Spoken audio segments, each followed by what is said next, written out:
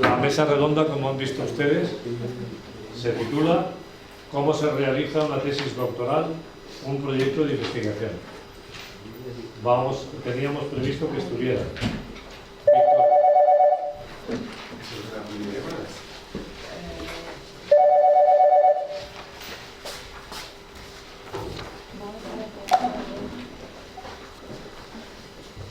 Mala llamada. Ahora sí. Hola. Boa tarde. Buenas tardes. Buenas tardes a todos. Vamos a dar comienzo a la sesión de esta tarde. Como ustedes recuerdan, hay que bajar un poquito más.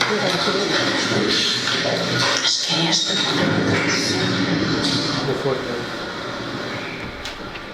Vale. Como ustedes recuerdan, la sesión empieza por una mesa redonda en la que van a intervenir profesores de aquí y Susana Serpa desde Punta Delgada, y luego vamos a tener intervenciones de los doctorandos que van a plantearnos todos los problemas que les surgen al realizar su proyecto de investigación. Entonces, como ustedes quieran, para que cojan la dinámica, los de Punta Delgada escuchan a los de aquí y luego intervienen ustedes. Y en la mesa redonda el orden sería: le damos la palabra en primer lugar a Punta Delgada, ¿les parece? Sí. Te vamos a dar la palabra en primer lugar, Susana, ¿de acuerdo? De acuerdo. Muy bien. El orden sería, en primer lugar, Susana, Punta Delgada. Susana es profesora de Historia Contemporánea y es la coordinadora del programa de doctorado en la Universidad Dos Açores. Luego va a intervenir Víctor Manuel Costa, que es profesor de Derecho Constitucional. Perdón, Cuesta. Enrique Solana, que es el actual director de la Escuela de Arquitectura. Después Vicente Callave, también profesor de esta escuela. Y Ana Lilla. Como queremos que sea muy importante la intervención de ustedes, yo les ruego a los que van a participar en la mesa redonda que sean breves. Se trata de que cuenten muy brevemente lo que ustedes entienden por cómo se hace un proyecto, qué es un proyecto, para que luego lo podamos debatir con ellos. Pues sin más, Susana, acuérdate, 10 minutos mejor que 15. Ok. Obrigada. Igualmente. Buenas tardes. Eu vou falar em português e vou tentar falar pausadamente para que me possam acompanhar. A minha tese de doutoramento, que já tem uns anos, colocou-me logo à partida duas questões importantes, dois problemas, logo que têm a ver com a escolha do período que se quer estudar e o tema que se quer desenvolver. Ora, como disse o professor Santiago, eu trabalho História Contemporânea. Por conseguinte, dediquei-me mais especificamente ao século XIX e inícios do século XX, tendo em conta a conjuntura portuguesa, uma vez que em Portugal os finais do século XIX e inícios do século XX correspondem a um período de profundas alterações políticas. Quanto ao tema, eu acabei por resolver aprofundar e avançar para outros campos, mas partindo daquela que tinha sido a minha tese de mestrado.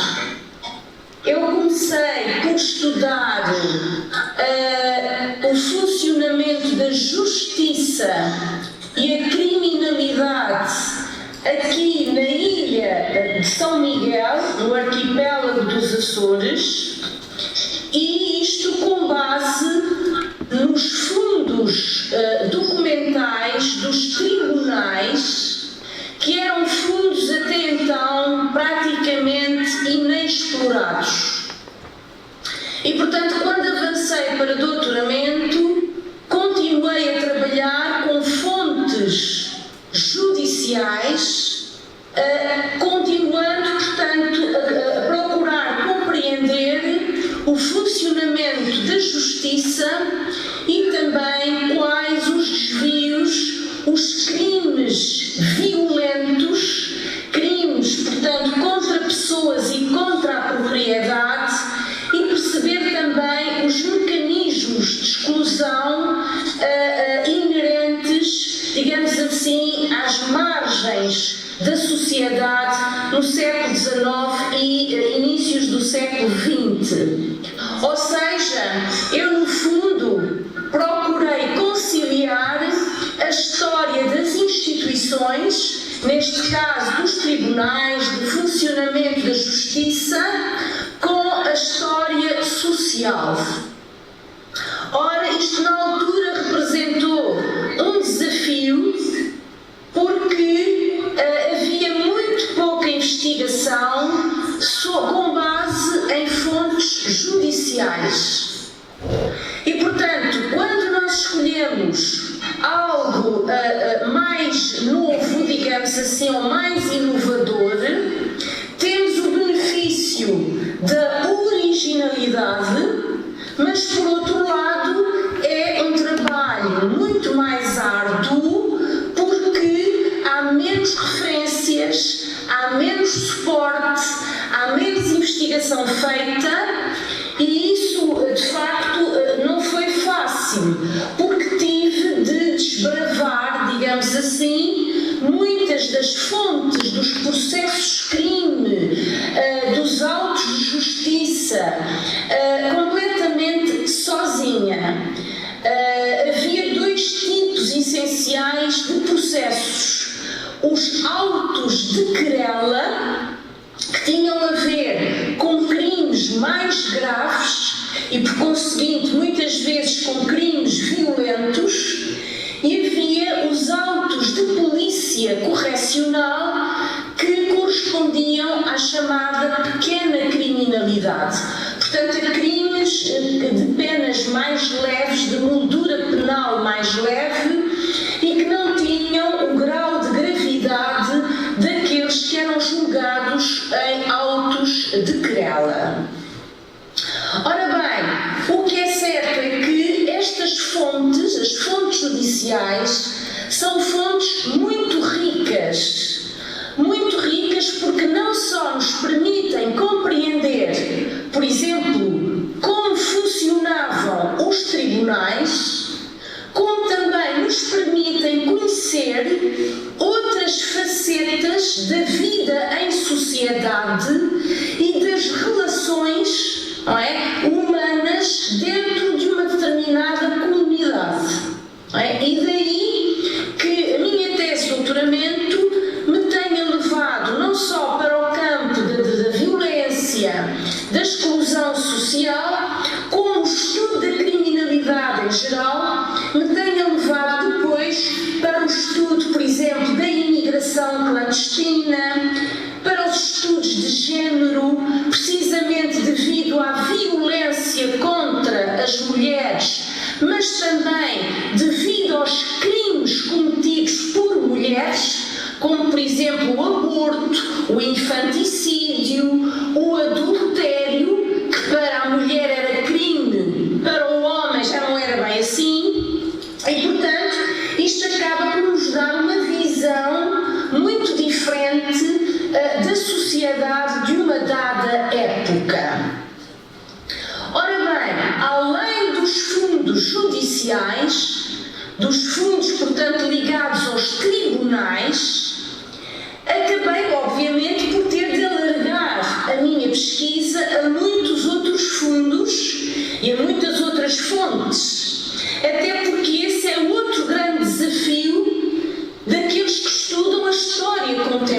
contemporânea, não é? Os séculos XIX e XX, é que, enquanto que para determinados períodos o investigador debate-se com escassez de fontes, não é? E muitas vezes tem de ser criativo na busca de informação, no tocante aos séculos XIX e XX, há uma grande abundância de fontes e é preciso saber gerir essa quantidade, porque com os prazos que se impõem é difícil abarcar toda a documentação disponível. E então, no tocante aos processos de crime, eu tive que enveredar por uma pesquisa por amostragem, ou seja, de X em X anos, de 5 em 5 anos, por exemplo, e não nas décadas todas de uma forma sucessiva e sistemática. Portanto, eu tive que trabalhar por amostragem. Além disso, não pude ficar apenas pelos fundos dos tribunais. Tive que correlacionar com os fundos do Governo Civil, que era uma entidade, o Governador Civil era a entidade máxima à frente de cada distrito do arquipélago. Tive também que trabalhar os fundos dos administradores dos concelhos, que na altura eram entidades com funções de segurança. Portanto, eles correspondiam um pouco às forças policiais que só aparecem no século XX, nos inícios do século XX. Tive também de trabalhar arquivos de fundos que estão em arquivos nacionais, portanto, não apenas nos Açores, nomeadamente na Torre do Tombo, em Lisboa, ligados aos ministérios. Há 2 ministérios essenciais: o Ministério do Reino, ligado à segurança, e o Ministério dos Negócios Eclesiásticos e da Justiça, que abarcava as 2 componentes, não é? A parte eclesiástica e a parte judicial.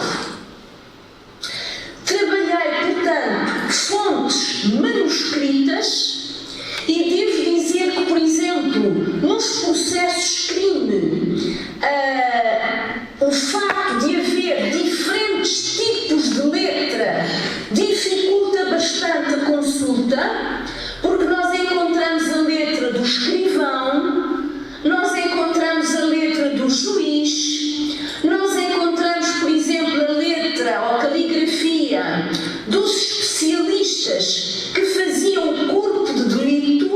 Podiam ser médicos, podiam ser carpinteiros, marceneiros ou outros especialistas, não é?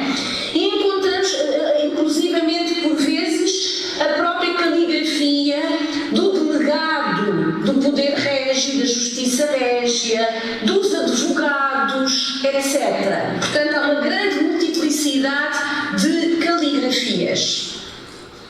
Além das fontes manuscritas, trabalhei também inúmeras fontes impressas, nomeadamente os códigos penais, os códigos administrativos, muita legislação, que é também importante para compreender as alterações operadas no funcionamento dos tribunais e da própria justiça. Trabalhei relatórios e também a imprensa. A imprensa é uma fonte riquíssima para quem trabalha os séculos XIX e XX. Aqui nos Açores e provavelmente nas Canárias também, devem existir muitos jornais ao longo do século XIX e século XX. Aqui em Ponta Delgada e na ilha toda tivemos inúmeros jornais, alguns que sobreviveram até o século XX, outros de curta duração, com diferentes tipologias, mas que constituem fontes muito ricas. Por exemplo, determinados acontecimentos ou determinados crimes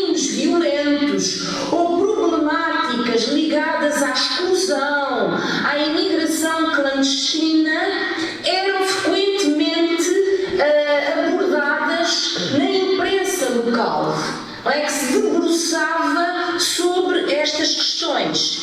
E a imprensa, por exemplo, é uma fonte também que demora muito a consultar. A consulta é morosa, porque são muitos jornais e é preciso, não é, passá-los ali a fazer uma leitura continuada e sequencial dos jornais à procura das notícias ou dos artigos de opinião que nos interessam. De resto, eu queria apenas também dar aqui algumas notas importantes quando se faz investigação para uma tese de doutoramento, nomeadamente a recolha da informação. É muito importante transcrever documentos na íntegra ou em parte, mas ter sempre o cuidado de indicar o arquivo, o fundo arquivístico e a fonte em particular. Porque se nos esquecemos desses dados, não é, aquela informação deixa de ter validade, porque não podemos depois referenciá-la. Quando transcrevemos certos documentos na íntegra, por exemplo, eles podem ser depois integrados na tese num apêndice documental ou anexo, que também é algo que pode enriquecer a vossa tese. O anexo ou apêndice com documentação, e que pode ser documentação como, por exemplo, um decreto-lei, um quadro, uma tabela que encontrem com dados numéricos importantes, ou outro tipo de documentação, uma carta, não é? Isso pode enriquecer muito a vossa tese. Hoje em dia, felizmente, graças à evolução tecnológica, já há muitos meios de recolha da informação. Hoje já é possível digitalizar documentos, fotografar. A fotografia é um auxiliar excelente, desde que os arquivos autorizem. É preciso ter isso em conta, não é? É preciso que os arquivos autorizem a fotografia e a digitalização, e uma vez mais eu reforço a ideia de que tem de ser sempre cautelada a indicação do fundo arquivístico, da fonte, para que a referência seja completa e fidedigna. Depois é muito importante criar ficheiros físicos ou digitais para guardar essa informação. E é importante seguir uma metodologia, porque cá está, quem trabalha a história contemporânea recolhe muita informação. E é preciso arrumar de uma forma ordenada, por fundo arquivístico, por temática, para que depois consigam cruzar a informação. É fundamental o cruzamento da informação. Não é? E, portanto, é fundamental a forma como se guarda, como se arquiva toda a informação recolhida durante a pesquisa.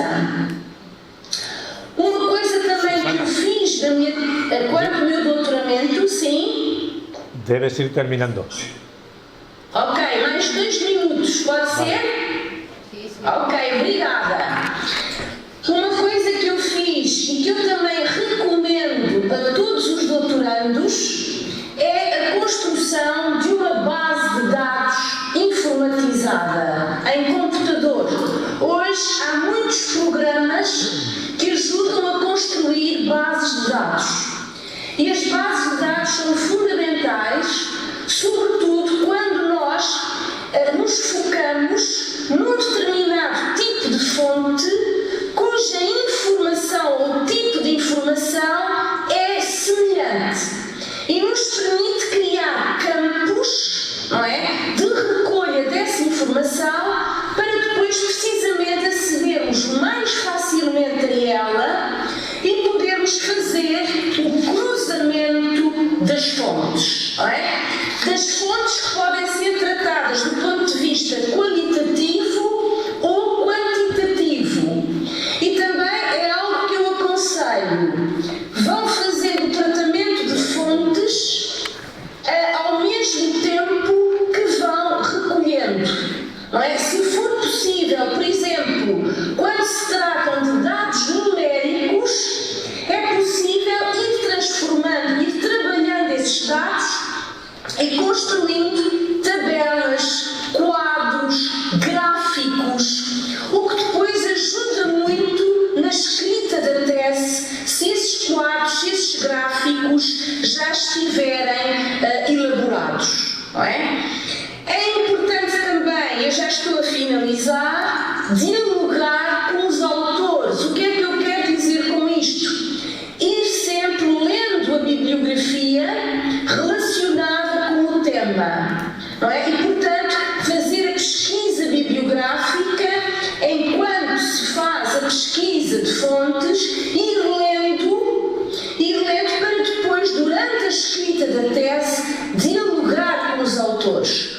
Ou contrapondo o que está escrito, porque afinal o que encontramos é diferente, ou só se aplica ao caso em estudo, ou com complemento àquilo que nós estamos a escrever e àquilo que estamos a concluir da nossa investigação, não é? Portanto, o diálogo é muito importante. E eu terminaria, não é?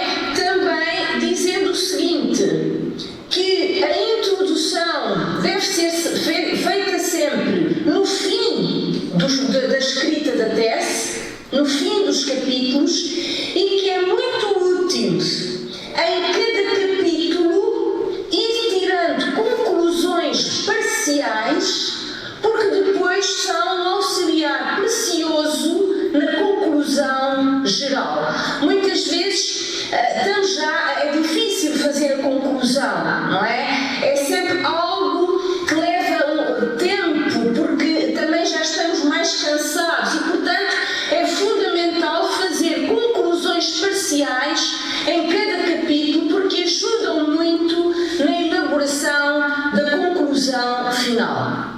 Obrigada. E estou a dispor para questões. Bueno, sin solución de continuidad, vamos a empezar ahora la intervención de Víctor Manuel Cuesta López. ¿Me escuchan? Bueno, buenas tardes. Buenas tardes. Bien. Sandra, tienes que colocarte lejos del micrófono, porque Sí. si no suena mucho. Sí, lo puedo apagar a lo mejor. Bueno, está bien, así. Gracias, está bien. Saco plazo. Mejor que lo apaguen, ¿no? Porque si no... Bueno, buenas tardes.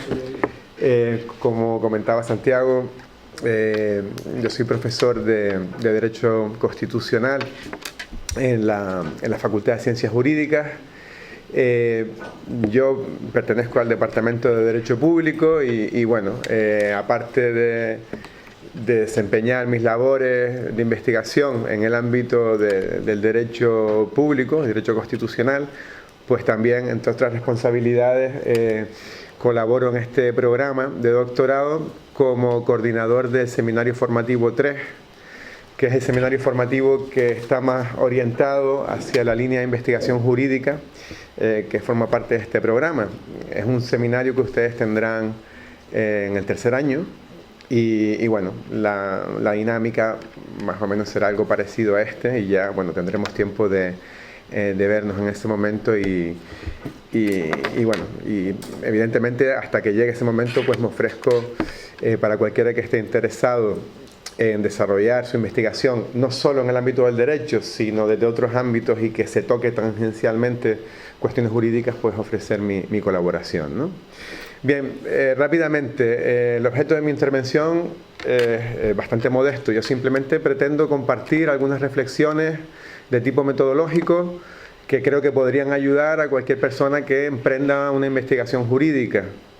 Y más que entrar a explicar un tema concreto de investigación, creo que en este momento lo que ustedes necesitan a lo mejor son información sobre determinadas herramientas, sobre determinadas cuestiones metodológicas que les puedan a ustedes servir, primero para la redacción de un proyecto, que sé que ustedes están ya metidos en esta cuestión, y después para el desarrollo de la tesis doctoral. Bien,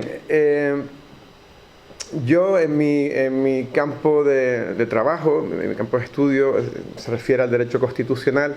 Nosotros ahí estudiamos fundamentalmente derechos fundamentales que están reconocidos en los textos constitucionales, y también nos dedicamos al estudio de la organización del poder político en el Estado, tanto a nivel horizontal del Estado como a nivel vertical en un Estado federal, en un Estado autonómico. E incluso también nos dedicamos al estudio de algunas cuestiones relativas a la integración en la Unión Europea, más o menos para que sepan cuál es mi ámbito de trabajo. Pero ya les digo, más allá del tema que interesa a cada uno, yo creo que es interesante plantear en primer lugar una definición de lo que es una tesis doctoral como objetivo último que tienen ustedes en este programa. Y en este caso estamos ante un tipo de investigación jurídica bastante característico. No estamos hablando de cualquier tipo de investigación jurídica, un tratado, un manual, una investigación de tipo descriptivo, sino estamos ante un trabajo que pretende plantear una solución original a un problema, en nuestro caso, que venga dado por la aplicación del derecho. Se trata de identificar una cuestión que tenga cierta trascendencia social y que, digamos, tenga su origen en alguna norma jurídica que esté en cuestión, y se trata de, a lo largo de la tesis doctoral, plantear, después de su estudio, determinadas soluciones originales que de alguna manera puedan dar claves para el que pretenda seguir investigando en el futuro sobre esa materia, ¿no? Les decía que lo importante también en este momento es determinar el objeto de investigación de una manera clara. Cuando hablamos de investigación en derecho, no podemos hablar de investigación en grandes áreas del derecho. Tenemos que huir de hacer una investigación en relación a una materia muy amplia.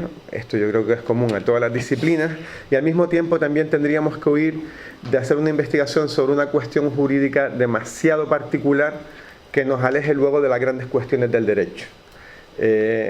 Tenemos que buscar un tema de suficiente entidad, tenemos que buscar un tema también que sepamos que sea práctico a la hora de encontrar las fuentes, y intentar que sea concreto, pero al mismo tiempo conectarlo con las grandes cuestiones de las ciencias jurídicas. Esto en relación a lo que podría ser la determinación del objeto de la investigación. Otra cuestión que creo que es importante para el que pretenda emprender una tesis doctoral en el ámbito de las ciencias jurídicas es ser consciente de que hoy en día no existen soluciones nacionales, exclusivamente nacionales, para problemas jurídicos. ¿Qué quiero decir con esto? Que los institutos de derecho que nosotros estudiamos son institutos que han sido regulados, que tienen una relación directa con ordenamientos jurídicos que van más allá del ámbito nacional. Les pongo un ejemplo. Cuando hablamos hoy en día del contenido de un derecho fundamental, ¿qué es la libertad de expresión? Evidentemente la libertad de expresión en España no es un concepto que esté desligado de lo que entienda el Tribunal Europeo de Derechos Humanos sobre lo que es la libertad de expresión, porque precisamente es a nivel supranacional en donde el contenido de los derechos muchas veces queda delimitado. Entonces no podemos ignorar que cualquier instituto jurídico tiene esa conexión, normalmente a nivel supranacional, y luego también en muchos estados descentralizados existen regulaciones subnacionales, ¿no?, que nosotros vamos a tener que integrar necesariamente en una investigación. Por lo tanto, en un mundo interconectado, el derecho también es una materia que está interconectada, y muchas veces tenemos que hacer referencia a esa regulación supranacional de la materia que nosotros queramos regular. Y esto es algo que se extiende no solo al ámbito del derecho constitucional, sino prácticamente a todas las ramas del derecho. prácticamente a todas las ramas del derecho. Bien, otra cuestión importante a tener en cuenta es que nosotros, cuando vayamos a escoger un instituto de derecho para estudiarlo, tenemos que ser conscientes que formamos parte de una cultura jurídica occidental común y que existe una conexión no solo con lo que ocurre en nuestro país y los tribunales, y los ordenamientos jurídicos supranacionales, sino que también es interesante traer a colación en nuestro estudio lo que sucede en otros países de nuestro entorno a nivel nacional. El mismo ejemplo de la libertad de expresión que ponía antes, tenemos que ser conscientes que la libertad de expresión está determinada en España por lo que dice el Tribunal Europeo de Derechos Humanos, con determinadas especificidades en nuestro ordenamiento, pero también ocurre lo mismo en los países de nuestro entorno. También ocurre lo mismo en Italia. Muchas veces cuando nosotros vamos a hacer un estudio de derecho, siempre vamos a acudir a la regulación de derecho comparado. Y hay que tener cuidado a la hora de integrar los distintos ordenamientos jurídicos en el estudio, en esa comparación. Tenemos que intentar siempre buscar categorías jurídicas homologables, esto es algo importante, y identificar las diferencias sustanciales que pueden de alguna manera alimentar nuestro estudio y servirnos a nosotros en nuestro país para proponer determinadas mejoras legislativas, ¿no? Bien, en cuanto a cuestiones más prácticas de la investigación, idiomas, estancias, herramientas, gestores bibliográficos, voy a decir 2 o 3 cuestiones muy brevemente. Cuando estamos estudiando el derecho, tenemos que manejar jurisprudencia en otros idiomas. Normalmente hay sentencias del Tribunal Europeo de Derechos Humanos que están traducidas al español, pero no son todas las que nos interesan. Entonces, ahí siempre vamos a tener que acudir a idiomas de referencia. En inglés, francés, normalmente son idiomas que nos van a facilitar bastante la investigación. Si lo que nosotros queremos es traer a colación lo que pasa en otro país que no sea de habla inglesa o francesa, pues a lo mejor tendríamos también que acercarnos a otros idiomas. Con lo que yo creo que si queremos ampliar el estudio, que creo que se debe hacer, tenemos que acostumbrarnos a manejar estas lenguas, ¿no? Esto tiene que ver también con la estancia. Yo la estancia de investigación creo que no hay que tomarla solo como un requisito administrativo del doctorado, que lo es, sino que también hay que tomarlo como una oportunidad para, digamos, ampliar, ¿no?, nuestros horizontes en esa investigación que nosotros estamos desarrollando. Yo creo que hay que tomarse la estancia, digamos, no solo como una formalidad. Hay que intentar estar tiempo, hay que intentar aprovechar esos idiomas, ¿no?, y relacionar esos idiomas de esos países con la universidad de destino y por supuesto, buscar las fuentes de información en esas universidades para aprovechar la estancia, ¿no? Otra cuestión que yo creo que es interesante es que, si bien es positivo tener esa ganas de moverse, también tenemos que saber que nosotros desde nuestro despacho ya podemos acceder prácticamente a todas las fuentes de estudio, ¿no?, a través de las bases de datos digitales. Tienen que saber que la Universidad de Las Palmas de Gran Canaria, la biblioteca, ¿no?, tiene un portal web bastante potente y a partir de ahí, de ese portal web, nosotros podemos encontrar muchísimos recursos. En el campo del derecho hay bases de datos muy buenas, con mucha jurisprudencia, mucha doctrina, y les recomiendo, no voy a pararme ahora a analizarlo, les recomiendo que si no lo han hecho ya, que se vayan a la página web de la biblioteca y que intenten ir manejando todos esos recursos y en un momento dado también que intenten concertar una cita con los bibliotecarios que además trabajan muy bien, son gente que la verdad que ayuda bastante en la búsqueda de la fuente. Y finalmente, también relacionado con esto, es importante también manejar los gestores bibliográficos, ¿no?, como herramientas prácticas para la investigación. Es importante, yo creo, manejar herramientas como el EndNote o el Citavi, ¿no?, para ir metiendo ahí ya desde el principio toda la bibliografía, y es una herramienta que, aunque sea un poquito compleja entenderla al principio, luego nos va a facilitar muchísimo la investigación. Precisamente en la biblioteca de aquí también hay cursos específicos sobre estas herramientas. Y yo creo que, si no lo han hecho ya, creo que deberían aprovechar y durante estos primeros años de la investigación y ponerse las pilas con esto, ¿no?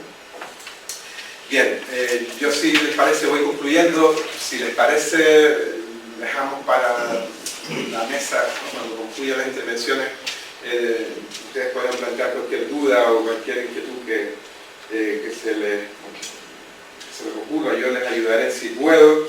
Simplemente si en este momento están en el proyecto de investigación, ¿no?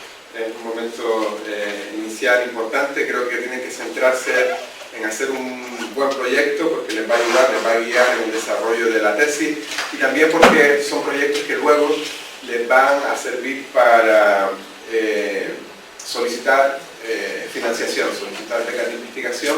Y yo creo que mientras más pulido esté ese proyecto de investigación en este momento, ustedes luego van a tener una herramienta válida para solicitar esas becas de doctorado que yo creo que son interesantes para todos.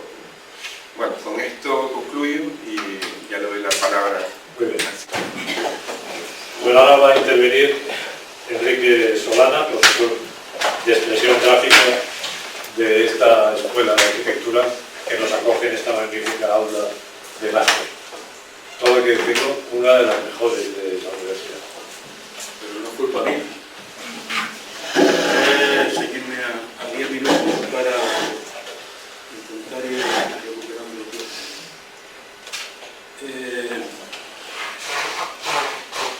Bueno, ya esta mañana he hablado con ustedes, o intervino José Luis Bravo Vaquero, por lo tanto también he hablado con ellos.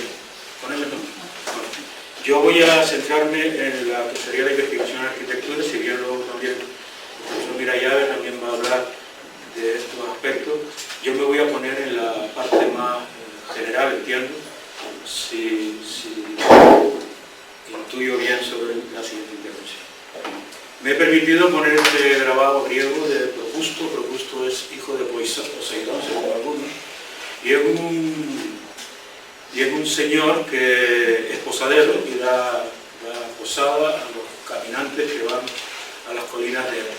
La característica de este señor Procusto es que es absolutamente contrario al concepto de ergonomía. Ergonomía es aquello que se acopla o se asimila a la propia configuración fisiológica de las personas, a su comportamiento mental, a sus exigencias de confort, etc. Procusto es todo lo contrario. Procusto lo que hacía era que de noche amarraba a la persona que dormía, la amarraba en la cama, la enlazaba, y si era más largo que la cama, le amputaba los miembros, y si era más corto que la cama, se los desmembraba, se los desconectaba y los tiraba hasta coger el tamaño de la propia base. ¿Por qué digo esto? Digo esto porque de alguna manera el mito del griego de Procusto, que se utiliza en antropología para hablar de cuando el diferente no es admitido y se intenta homogeneizar con el resto, pues de alguna manera esto pasa con la arquitectura y pasa también con algunas de las titulaciones que provienen pues, del mundo de la creatividad, las técnicas aplicadas, etcétera, etcétera. Yo desconozco el origen de las personas que están en la sala, pero creo que en cualquier caso, que me esté dirigiendo más a ese sector, sí es de utilidad algunos de los conceptos que voy a plantear. Esta situación se puede resolver. Al final lo que tenemos que hacer es mutilarnos, desencajarnos hombros y asumir una idea de investigación que redunda en todos los ámbitos de la universidad, y tenemos, digamos, que obligarnos a pasar por un tamiz que tiene controladas todas las medidas y por tanto se escapan muchísimas cosas que son específicas, en este caso, de la profesión del arquitecto, de las profesiones que son de carácter creativo.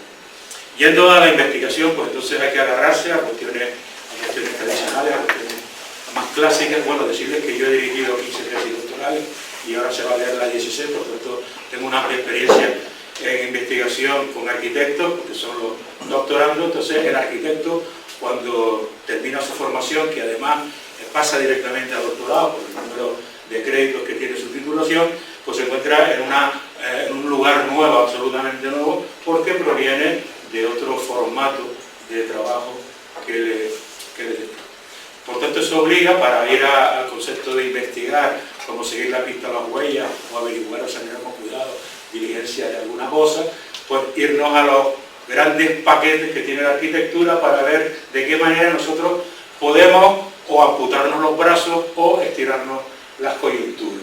Y entonces esos tres grandes conceptos en principio son el firmita, utilita y venusta de Vitruvio, que en el siglo I las enuncia como los tres grandes paquetes de la arquitectura. Las tales construcciones deben lograr seguridad, utilidad y belleza. Por seguridad se habla de firmita, de estabilidad, etcétera, etcétera. Esto convierte que al final la arquitectura hoy se mueve, al menos en nuestro estado, en el estado español, se mueve en cinco grandes áreas de conocimiento, donde se tienden los arquitectos pues, a concentrar su investigación. Esto no quita que puedan haber intervenciones más transversales, porque obviamente la formación del arquitecto es una formación integral y además es de carácter generalista, por lo cual no hay especialidades, sino que el conocimiento se fragmenta justamente para que pueda ser asimilable, si bien luego en el último momento debe hacer un trabajo fin de título, proyecto final de carrera para nosotros, que no es igual que el trabajo fin de título que convencionalmente en Bolonia se establece para las titulaciones. Nuestro proyecto final de carrera tiene 30 créditos, por tanto estamos hablando de un semestre completo para la elaboración de un trabajo donde debe confluir por todos los aprendizajes que ha tenido para poder configurar un proyecto de carácter profesional como establece la ley. Por tanto, en la investigación se vuelve a fragmentar el mundo de la arquitectura buscando pues, una salida que es importante porque las tesis tienen interés porque traen contenidos nuevos a las disciplinas, pero también un asunto que hay que tener muy en cuenta en las tesis doctorales es que son para terminarlas, y para terminarlas en un plazo no superior a 3 años si nos dedicamos a ella a tiempo completo. Por tanto, la parte práctica, pragmática del desarrollo de una tesis es importante, el saber delimitar, el saber concretar los mundos en los que está interviniendo.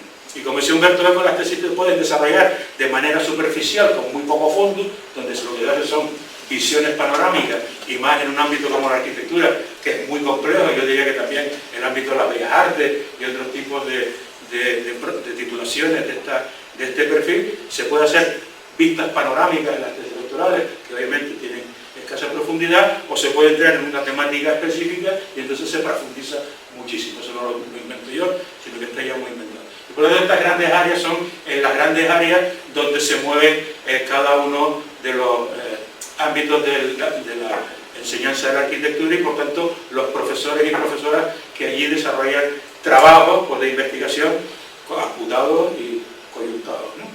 Yo me puedo hablar del mío, yo he puesto simplemente dibujo y análisis de formas arquitectónicas, pero cuando hablamos de dibujo hablamos de dibujo a mano alzada, hablamos de dibujo técnico, hablamos de sistema de representación, hablamos de topografía. Todo esto lo hablamos en el ámbito digital, en el ámbito analógico, y todo esto en el ámbito digital además son múltiples aplicaciones del programa, etc. Es decir, que va generando distintas posibilidades de estudio de situación. Ahora mismo, por ejemplo, hay una tesis que empieza a desarrollarse, que es la utilización de cámaras paramétricas, suena rarísimo, cámaras paramétricas, ya se lo digo, cámaras infrarrojas o cámaras térmicas para la detección temprana de patología.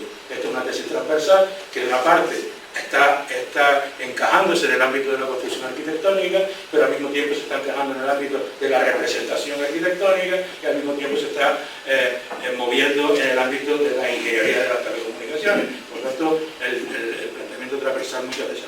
Porque nosotros estamos siempre en la frontera, nosotros tenemos un núcleo disciplinar, pero luego estamos en la frontera donde nos movemos en el ámbito de la psicología, en el ámbito de la antropología, en el ámbito de la técnica, etcétera, etcétera, en el ámbito de las artes. Entonces nos movemos en un mundo periférico que, según tú te alejes, digamos, del bloque central de lo que es tu disciplina, pues te vas a encontrar con otros profesionales más especializados que requerían también o que permitirían también aportes a esa investigación. Estoy vigilando el tiempo, me quedan 3 minutos.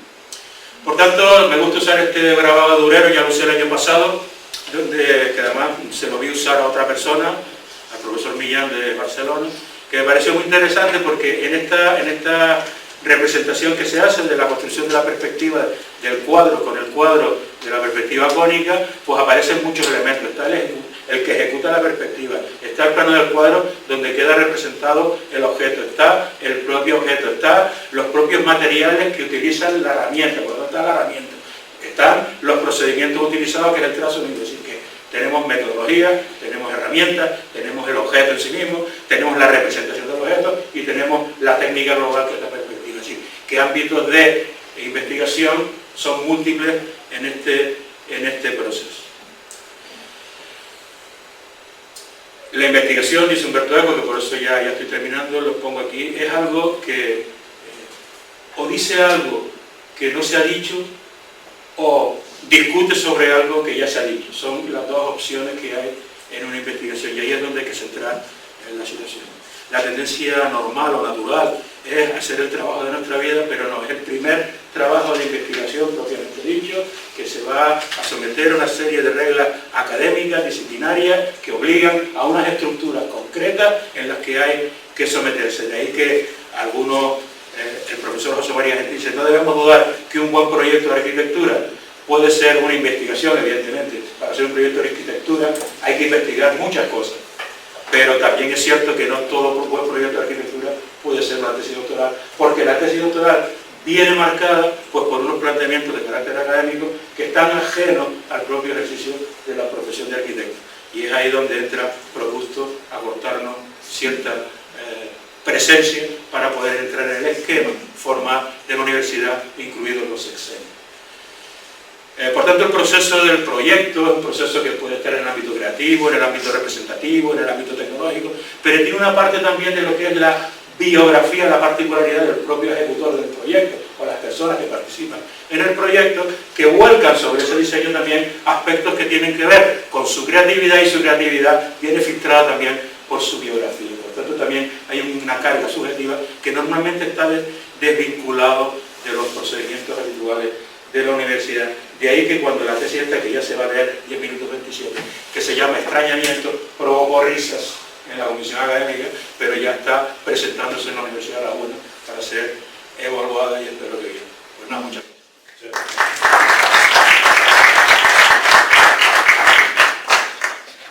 Bueno, ahora le damos la palabra a Vicente Playade, que pertenece al mismo gremio que Enrique Solano, y sin embargo es de otra área, aunque la formación generalista de los arquitectos es de otra área, urbanismo y ordenación del territorio.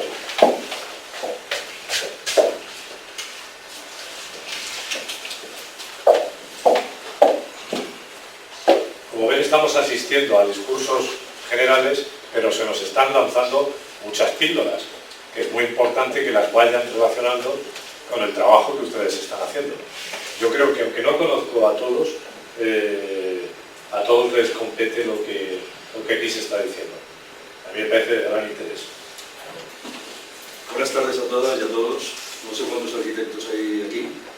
Si hay uno o no. Una. Bueno, estamos en minoría entonces. Tenemos esa desventaja inicial. Pero bueno, también la vida de la mesa estáis en mayoría. En la mesa estamos en mayoría. En la mesa redonda estamos en mayoría. Pero bueno, siempre en la vida existen esas diferencias que hay que asumirlas y se acabó.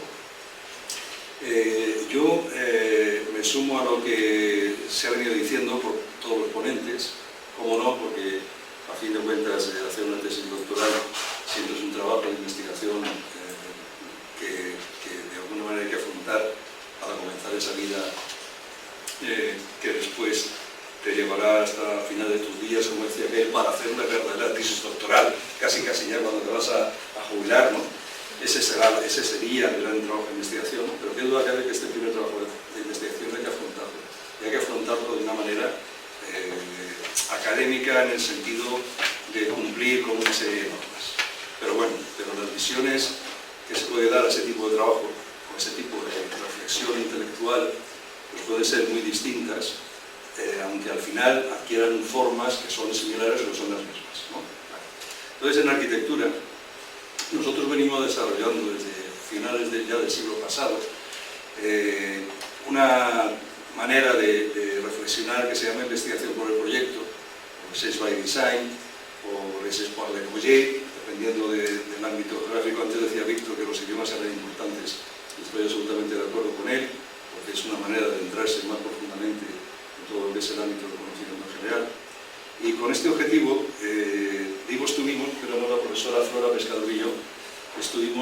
durante 3 años en la Escuela de Lyon y de Nantes, en Francia, desarrollando una manera de hacer investigación muy específica para la arquitectura, pero también, ¿por qué no?, con aquellas técnicas o disciplinas que tengan algún tipo de componente creativa.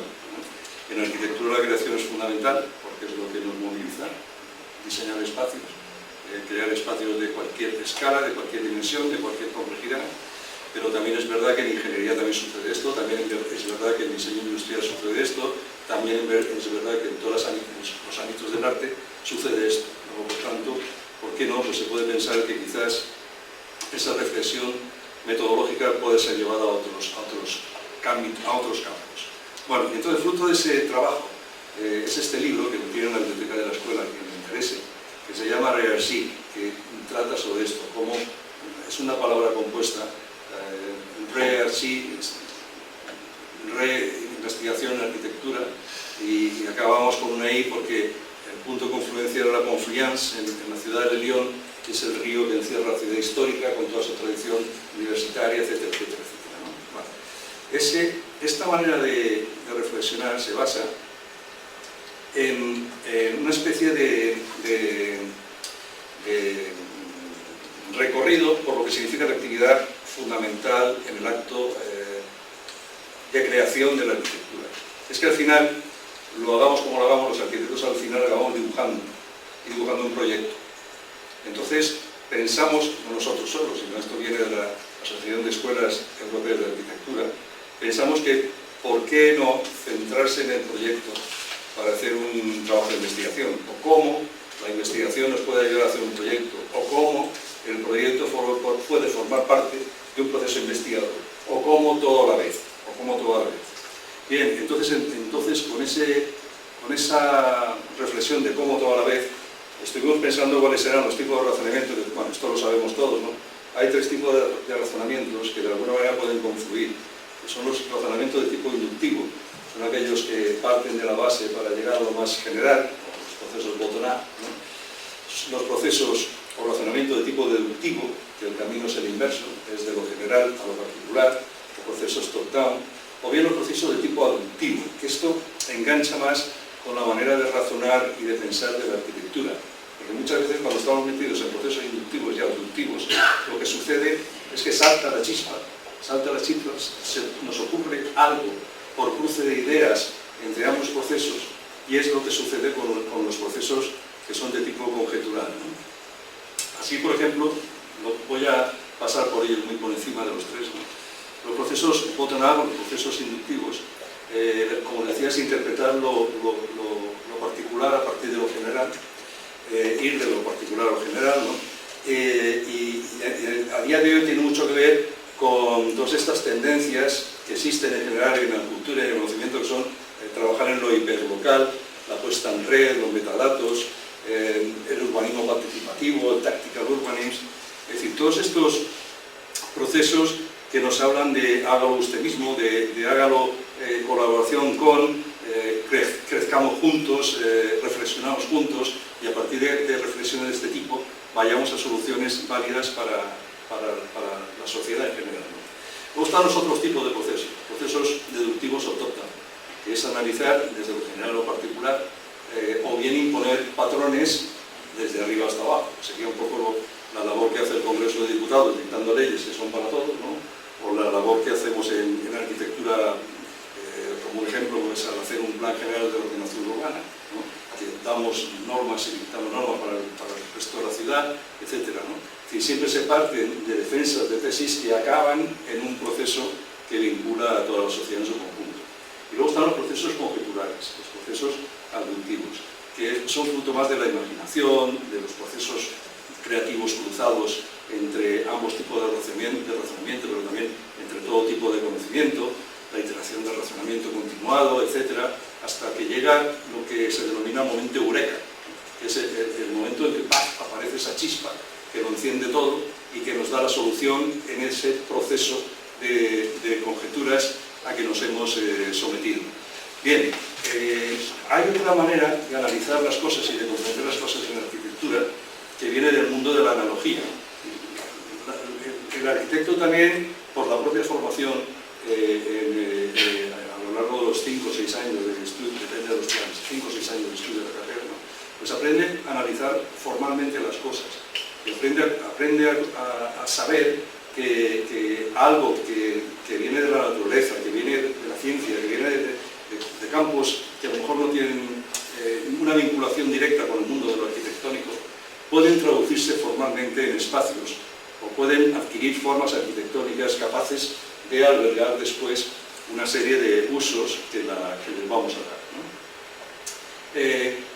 También en el arquitecto es fundamental el dibujo. Nosotros nos hemos educado dibujando y tenemos una vinculación muy directa entre lo que el cerebro piensa y lo que la mano ejecuta. Hay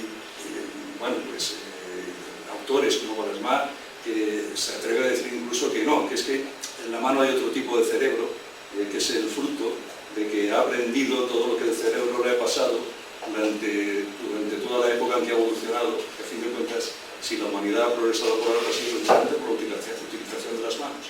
Es casi lo que nos dice la utilización hábil de las manos, que es lo que nos diferencia básicamente del resto de los animales en realidad, ¿no? Entonces, este tipo de habilidades que son en cierta manera intelectuales son las que a los arquitectos nos permite conjeturar, pero no solo eso, sino también diagramar, generar esquemas de funcionamientos de cosas o de comprensión de fenómenos que después podemos aplicar al campo del proyecto arquitectónico. Y es a partir de esa reflexión cómo nosotros debemos a pensar que en cierta forma lo que es un proyecto de investigación a la parte de la izquierda suya, con lo que es el desarrollo en columna, con lo que es el desarrollo de un proyecto de arquitectura, de urbanismo, de paisaje, de lo que sea, en la columna de la derecha, podrían enfrentarse en un proceso simulado, de tal forma que, comenzando en tiempos iguales, se fueran desarrollando para llegar al final a resultados de investigación o a resultados de proyecto. Esto lo pusimos en práctica en 3 años en Francia, con alumnos del último curso de carrera que están obligados a hacer una tesina doctoral en el 5º año conjuntamente con el proyecto final de carrera. Entonces lo pusimos en paralelo para que fueran trabajando estas dos ideas a ver qué pasaba. El resultado, tengo que decir, que fue muy importante, muy interesante, porque efectivamente pudimos comprobar que la totalidad de los alumnos al final del proceso llegaba a las dos soluciones, además en el plazo de un curso, porque ellos no tienen manera de reengancharse, lo tienen que hacer todo en la misma etapa, ¿no? Bien, entonces, como ven ahí, muy rápidamente, la parte de la izquierda es el esquema de un trabajo de investigación convencional, ¿no? La toma de datos, bueno, la definición de un sujeto de investigación o proyecto de investigación en su caso, ¿no?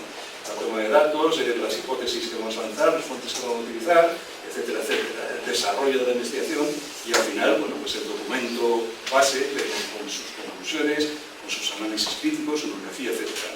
En la parte de la derecha tenemos el desarrollo de un proyecto de arquitectura, que en cierta forma, con la metodología que le imponemos, sigue un patrón parecido. Es decir, hay una primera parte que es definición de un objeto, una segunda parte que es aproximación al lugar, toma de datos, etcétera. Hay una tercera parte que es de primera definición del proyecto y hay una parte final que sería el proyecto desarrollado, ¿no?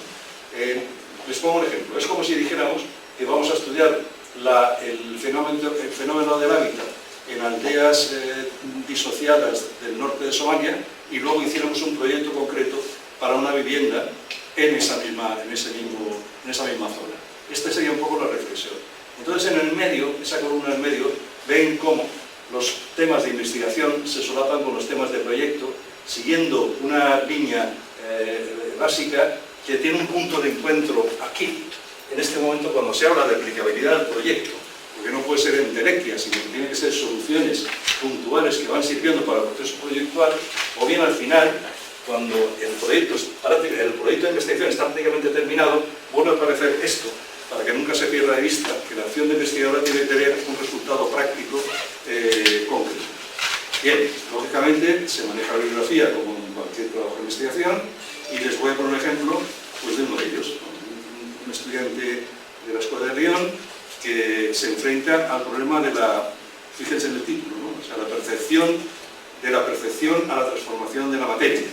Cómo transformar la materia para resaltar el sitio del proyecto y definir una percepción en ese sitio, ¿no? Son temas que aparentemente rozan la filosofía, pero que tienen un aterrizaje muy claro en la método arquitectónica. Bien, es un trabajo, primero, teórico, un trabajo donde se van desarrollando cuáles son los aspectos que se van a tocar en función de ese objeto de investigación que se quiere tratar, y que acaba en un proyecto básico de investigación que nos habla de la percepción, nos habla de la transformación, y en paralelo se organiza el estudio del contexto desde el punto de vista del análisis urbanístico, paisajístico, formal, arquitectónico, etc., para extraer otra serie de consecuencias que sirvan, en este caso ya al trabajo proyectual estrictamente dicho, ¿no? Bien. Al final les obligamos a que hicieran el esfuerzo, estos estudios generales, tipologías de un lugar, etc., ¿no? Que hicieran el esfuerzo de definir 3 escenarios posibles. Porque también en investigación, saben ustedes que es fundamental, y sobre todo en investigación técnica, el plantearse distintos escenarios para después elegir cuál es el más adecuado al objeto de investigación inicial, ¿no? Entonces, en este caso, este alumno definía 3 tipos de edificación distintos, similares pero distintos, por la utilización de materiales, por la adecuación tipológica, por la forma arquitectónica final, ¿no? Y luego hacía esto también se lo obligamos a hacer, una síntesis de los 3 escenarios escogidos, que se desarrollan básicamente en todos sus aspectos, para sintetizarlo, resumirlo en un único escenario que es el proyecto arquitectónico final, lo que les servía a ellos como proyecto final de carrera. Esto es una operación muy interesante desde el punto de vista de la investigación en general, porque te permite reflexionar sobre todo aquello que se ha hecho, ponerlo en duda y por tanto ir de adelante a atrás continuamente para obtener un buen resultado o el mejor de los resultados que puedes ofrecer, ¿no? Bien, al final, pues evidentemente esto se concretaba no solo en la tesina de investigación, sino además en el proyecto arquitectónico, como ustedes ven aquí delante, ¿no? Bien, he ido muy rápido, no creo que haya agotado ni 10 minutos, si los he pasado les pido disculpas, pero creo que es interesante, vuelvo al inicio y cierro con ello, pensar que muchas veces la investigación se puede adoptar desde distintos caminos y de distintas perspectivas, que a pesar de que al final el trabajo de investigación sea un trabajo arreglado, las maneras de hacerlo pueden ser infinitas, y yo sobre todo les recomendaría que se divirtieran.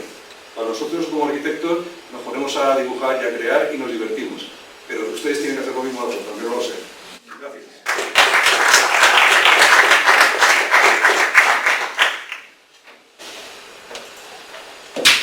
Bueno, muchas gracias, Vicente, por tu esfuerzo sintético. Y ahora, finalmente, la última intervención de la doctora Ana Villagrito, de la Universidad de La Laguna, en este caso de la rama de historia, por si llega alguien de historia.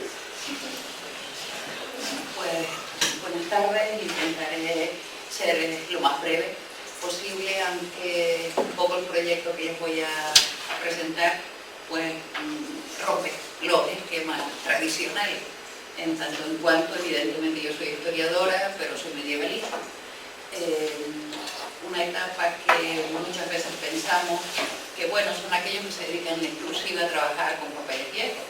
Pues muy bien, nos dedicamos a trabajar con papeles viejos, pero el hecho de dedicarse a un periodo histórico y leer este tipo de documentación no significa que nos vamos a cerrar en exclusiva a lo que es ese ámbito tradicional de la historia.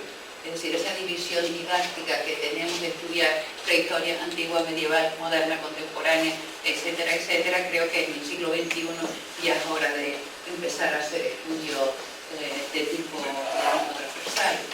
Lo que les voy a presentar es simplemente pues, lo que es el Cortical, es un proyecto que tenemos, y cómo ese análisis de esa documentación, fundamentalmente, los ejemplos que les voy a poner sobre Canarias en el siglo XVI, vamos a hacer un tratamiento utilizando lo que son las metodologías y vamos a intentar mostrar cómo se puede aprovechar desde distintos ámbitos, desde lo que serían estudios de género, lo que sería la legislación de la época. Vamos, yo creo que la botánica, que es algo que está teniendo un desarrollo hoy en día. Yo voy a centrar, para que sean 10 minutitos, en lo que serían los protocolos notariales. Y fundamentalmente en lo que sería la documentación de las escribanías, puesto que pienso que en aquella época toda persona acudía al menos una vez en la vida a lo que sería el escribano, al notario. ¿Por qué? Pues porque era obligatoria hacer el testamento. Lo hicieras delante del notario, lo hicieras delante del cura o hicieras el testamento hológrafo, pero que luego había que llevar al escribano al notario.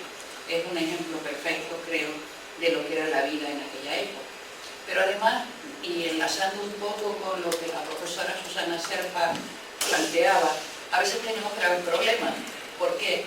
Porque no leemos textualmente, sino interpretamos las cosas. Es decir, aplicamos nuestros criterios actuales y el mundo en el que vivimos a épocas donde la propia estructura de la sociedad era diferente.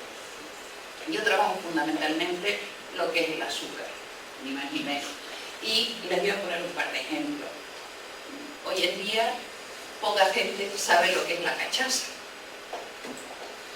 Un término que sí está relacionado con el azúcar y viene de América. Y eso se ha estado diciendo hasta hace 5 años.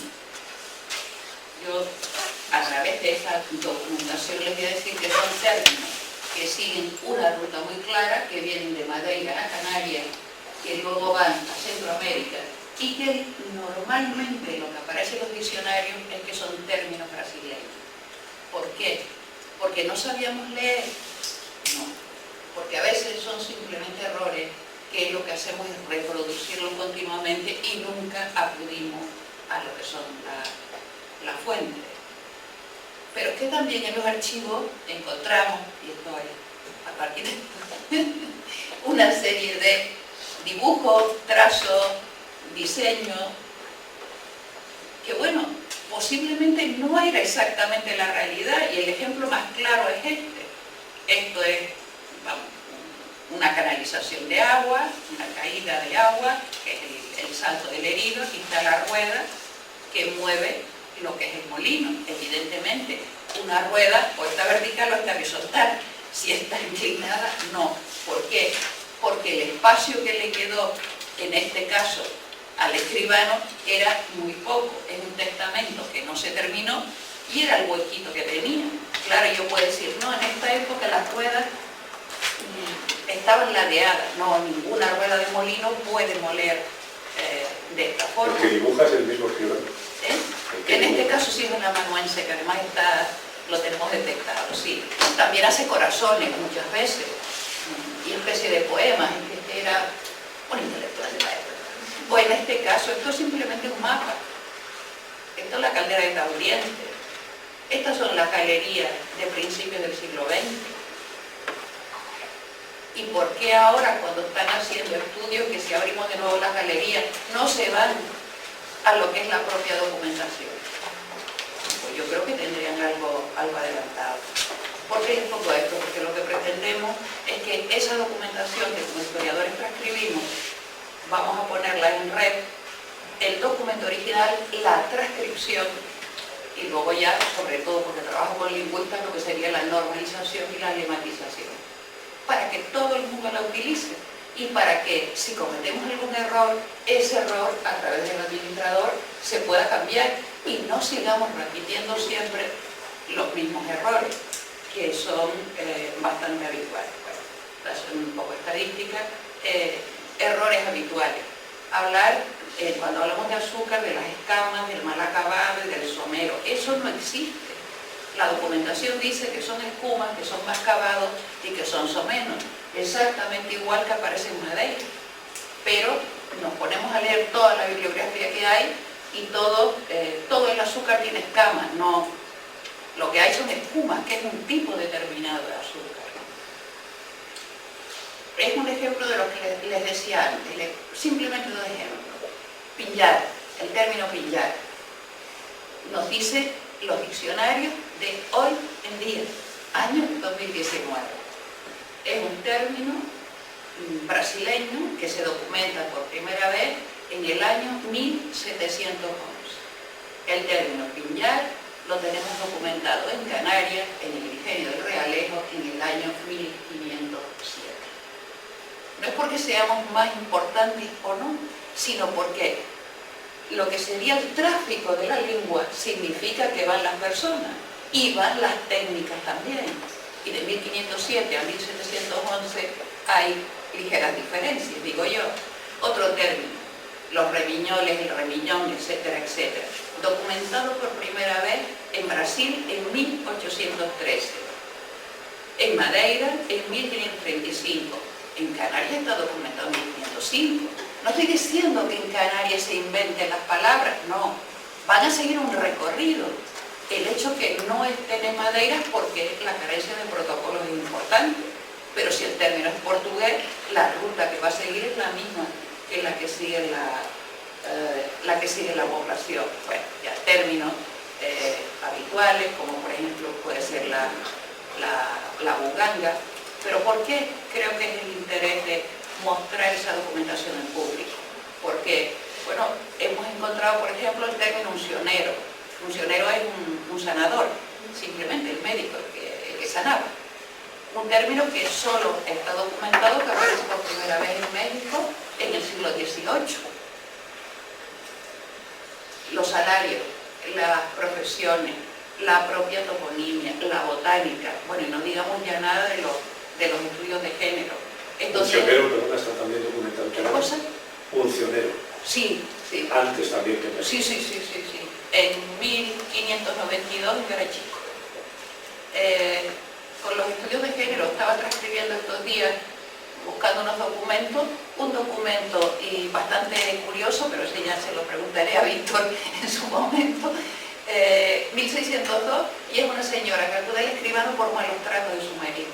De verdad que es la primera vez que en la documentación había visto, y además especifica los términos, por fuerza, por temores y por malos tratos. Y el problema no es que le infrinja malos tratos, sino que esos malos tratos va a hacer que pierda su don, que la va a vender. Creo que hay muchos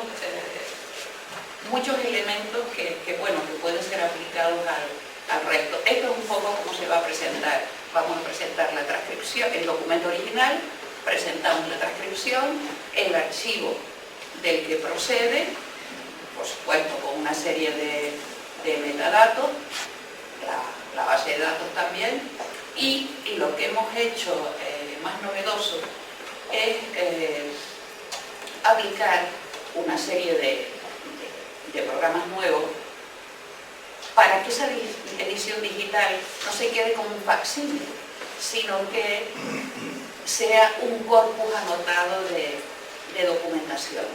Y eso se hace fundamentalmente con lenguaje de marca, es decir, con el XML, y luego se tokeniza la documentación. Sería un poco este planteamiento que les hago aquí. La transcripción en Word, la aplicación del TEI, el XML, y luego se tokeniza.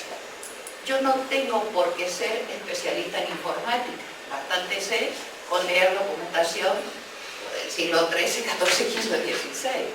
Pero yo sí sé que yo le tengo que pedir a un informático que yo tengo esto y el resultado que yo quiero es esto. ¿Qué estoy diciendo con esto? Que ya se acabó la época de trabajo individual. Estamos en una época de interdisciplinariedad y transversalidad. Y creo que para un alumno de doctorado es importante. No que yo estoy haciendo una tesis sobre Catalina Guanimense, pues sí, muy importante que sea, pero es que es posible que esa señora viva en un contexto, tenga unas características, esté sometida a unos regímenes determinados, viva en una zona concreta donde siempre, yo qué sé, cereal o viña, y eso va a comportar una serie de elementos que creo que son muy importantes. La presentación final si al final lo conseguimos. Bueno, esto es un proyecto abierto, este proyecto no es para terminarlo. Ahora mismo lo que tenemos ya preparado para poner en abierto son 200 documentos, de los que yo he transcrito 182. Pero bueno, que es un proyecto de un poco de futuro, aunque nuestros políticos no se lo crean, que es lo que les he dicho, en lugar de estar dando 5.000 euros a un archivo para que haga esto y 2.500 al otro y un contratito de 3 meses, pues haga un proyecto general, busca un servidor potente y lo tienes todo ahí. No, pero claro, es que si lo pones ahí, hay equivocaciones y te quedas en evidencia. No, porque el siguiente lo corregirá y el tercero ya estará bien, ¿no? Supongo yo. Esto sería lo que es el formato original, la transcripción y lo que es el documento. Tendríamos la opción de tener lo que es la forma escrita u la forma expandida, Juan, y cómo se normalizaría. Claro, yo lo que hago es una transcripción textual, no pongo signos de puntuación, respeto las cebillas, las abreviaturas las cambio de color, etcétera, etcétera.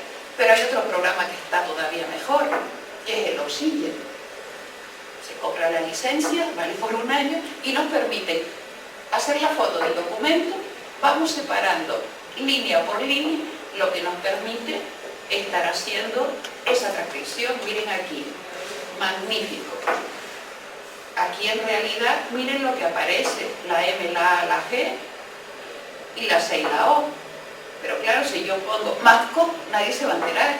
Pero yo tengo que respetar lo que es el texto, pero que todo el mundo lo puede leer. Y lo sé mediante una serie de códigos o mediante una serie de combinaciones. Pero no solo sirve para lo que es el siglo XVI, que es lo que yo trabajo. Yo les he puesto aquí un ejemplo de una carta del siglo XIX. ¿Cómo aparece? SR, Da, Josefa, Pereira Leal, tu Herma, de Laga. Bueno, como escribimos hoy en día, más que, cómo, pues igual. ¿Qué ocurre? Bien, yo aquí es exactamente lo mismo, pero ven que tiene otro color porque ya lo he desarrollado, ¿verdad? No tienes por qué ser un especialista, sino lo puedes leer perfectamente. Aquí ya intento empezar lo que es la normalización, pero siempre voy poniendo lo original y los sucesivos cambios. Miren aquí, hermano, ¿cómo está hermano escrito? Está escrita hermano, la forma expandida sería hermana. Y ya para los lingüistas, ¿qué clase es? Un nombre común, femenino, singular, ¿cuál sería el lema? Que lo buscamos a través del diccionario de la RAE, claro. Y la fase final ya, que sería el análisis morfosintáctico, del que evidentemente se podrían ocupar los lingüistas, porque es un poco esa presentación que es al fin y al cabo lo que, bueno, esto sería el lenguaje que me ha lectogenizado. Es una locura que no, porque a medida que aprendes 20 códigos, pero a medida que vas escribiendo, el ordenador te lo va reconociendo. Entonces cuando yo pongo Q sin la U y la E, el ordenador ya sabe que cuando yo normalizo es que al principio es lento, claro que es lento, pero al final yo creo que los resultados son buenos.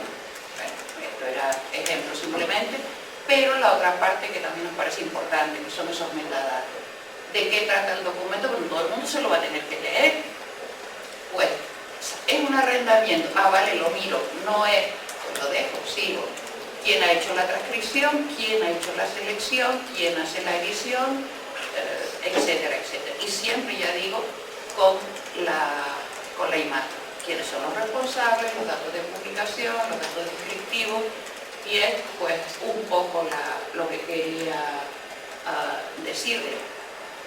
Creo que la investigación individual, hay una parte que es individualizada, que es muy importante, pero sobre todo para los historiadores y para aquellos que nos dedicamos a épocas, vamos a decir, no actuales, creo que es importante ese trabajo interdisciplinar y sobre todo que lo que las tecnologías nos van a aportar, tenemos que aprovecharlo a todos los niveles. Y vuelvo a repetir, no hay por qué ser informático o ingeniero pero si yo me encuentro un dibujo como el que tenía antes o una máquina determinada, pues Bueno, pues para eso estará el ingeniero, el arquitecto, y dice, mira, esta imagen en este contexto, ¿cuál es el significado? Pues lo mismo que el botánico, o el que se dedica a los peces, el botánico sobre todo me llama y me dice, mira, ¿qué es el caraballo? Porque estoy encontrando el caraballo, pues la madera normal, la que estás utilizando, o por qué, pues otro caso, ¿por qué el palo blanco se utiliza para esto? Yo no tenía ni idea lo que era la dureza, ni tengo por qué saberlo, pero lo que creo que sí es importante es ese tipo de conexión, que al fin y al cabo es un poco el objetivo de estos cursos de doctorado, y decir que todos los alumnos tienen que estar juntos porque es la única forma de intercambiar conocimiento, al fin y al cabo. Justito 10 minutos, muchas gracias.